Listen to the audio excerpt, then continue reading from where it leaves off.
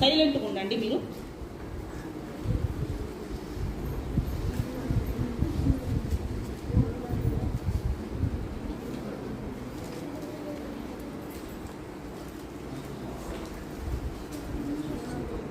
ఈ వాక్యం ఎక్కడుందో చెప్పగలరా? నీవు దేవుని మందిరమునకు పోవునప్పుడు నీ ప్రవర్తన జాగ్రత్తగా చూచుకును.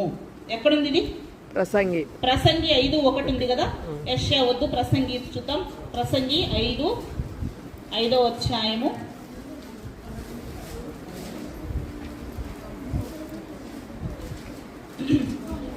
ప్రసంగి 5:1. ఓకే, జాగ్రత్తగా తలలు ఎత్తినట్లయితే మనం కొద్ది నిమిషాలు మాత్రమే.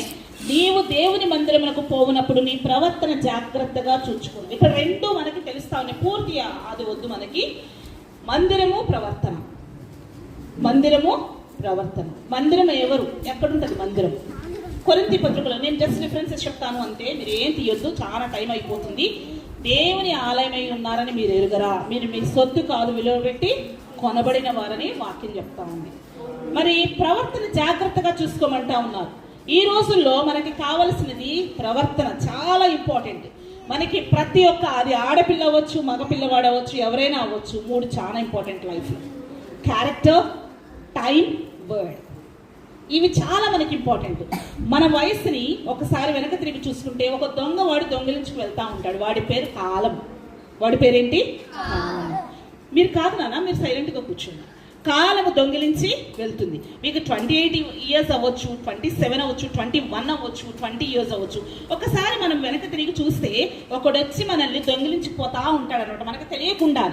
ఆ కాలం దగ్గరికి పోయి మనము, కాలమా నాకు ఆయుష్ని ఇస్తావా అంటే అదేమంటదంటే, ఒకటి మాత్రం నేను గిఫ్ట్ ఇవ్వగలను. ఏంటంటే చావుకు దగ్గర చేస్తుంది. దేనికి దగ్గర చేస్తుంది? చావుకు దగ్గర.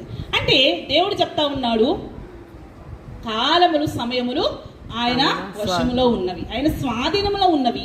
కాబట్టి దేవుని మందిరములకు పోవునప్పుడు మన ప్రవర్తన ఏం చేసుకోవాలి? జాగ్రత్తగా కాపాడుకోవాలి. టైం చాలా విలువైనది, చాలా వాల్యుబుల్ అనమాట.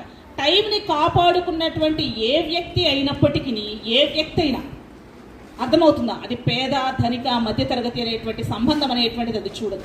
కరోనా ఏ విధంగా కులాన్ని, మతాన్ని, మార్గాన్ని కానీ ఏది చూడకుండా అందరికి సమన్యాయాన్ని ఏ విధంగా చేసిందో, టైం కూడా అంతే. ఒక్కసారి వెళ్ళిపోయిన టైం మనకి తిరిగి రాదు. కాబట్టి ప్రభు సన్నిధికి మనం వచ్చినప్పుడు